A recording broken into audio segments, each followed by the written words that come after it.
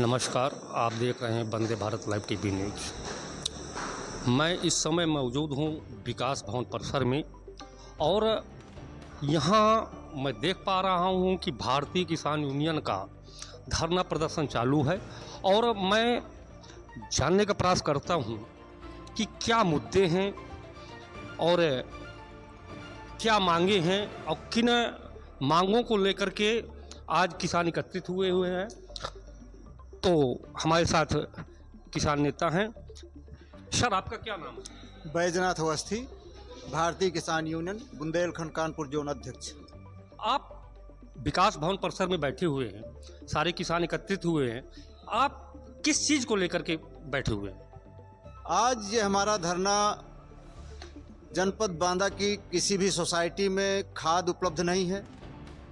खरीफ का सीजन शुरू हो चुका है, धान की बेड़ पड़नी शुरू हो गई हैं, लेकिन कभी भी कहीं भी सोसाइटियों पे खाद नहीं पहुंच रही।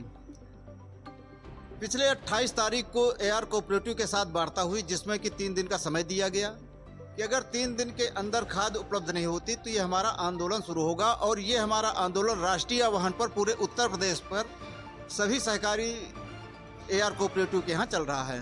नहीं, तो समितियों का तो कहना है कि भरपूर खाद है, हम किसानों को खाद दे रहे हैं।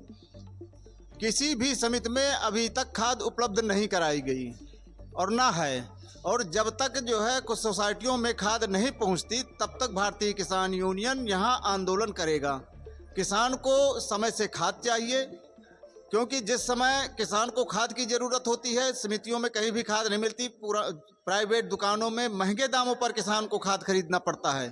तो समय रहते हुए सोसाइटियों में खाद उपलब्ध हो जाए, जिससे कि किसानों को किसी प्रकार की परेशानी ना हो। और आपकी क्या मांगे?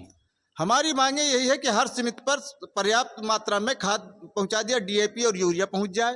डीएपी यूरिया चूंकि समितियों में जब जाती है तो जब किसान को मिलती है तो कटी फटी बोरियां दी जाती हैं। 50 किलो की बोरी में 45 किलो खाद निकलेगी, तो उसमें समितियों में तौल करके किसान को खाद दी जाए।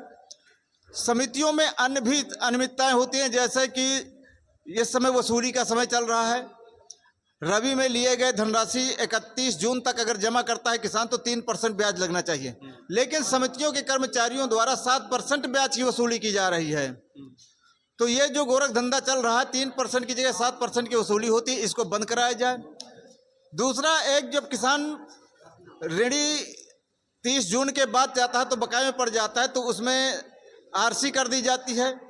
तो आरसी में 5% का कलेक्शन चार्ज समितियों के माध्यम से जोड़ा जाता है, जो पूरी तरह से असंवैधानिक है। क्योंकि राजस्व संहिता एक्ट के अंतर्गत ये व्यवस्था है कि किसान की गिरफ्तारी या कुर्क की गई भूमि की नीलामी के पहले अगर किसान अदायगी करता है तो संग्रहण शुल्क दे या नहीं है, लेकिन सहकारी समितियों के द्वारा जो वसूली की जाती है उसमें संग्रहण शुल्क जोड़ लिया जाता है। तो इसकी आपने शासन को शिकायती पत्र दिया, आपने मांग की कि नहीं? इसमें लगातार हम लोग जो है तो किसान दिवस के माध्यम से ये मुद्दा उठाते रहते हैं। जैसे राजस्व विभाग में भी वसूली होती थी, वो पैसा हमने कोर्ट के माध्यम से पैसा वापस कराया, तो तहसीलों में बंद कर दिया गया। लेकिन समितियों में आज भी जो है तो ये व्यवस्था लागू है, क्योंकि समितियों की भी वसूली भू राजस्व की भांति वसूली की जाती है। तो जो कानून भू राजस्व का है वही समितियों में भी लागू है। तो ये 5% की संग्रहण शुल्क जो वसूली होती है पूरी तरह से असंवैधानिक है। चलिए, ये किसानों की मांगे हैं जो कि वाजिब हैं, ऐसा नहीं होना चाहिए और शासन को ध्यान देना चाहिए। नमस्कार।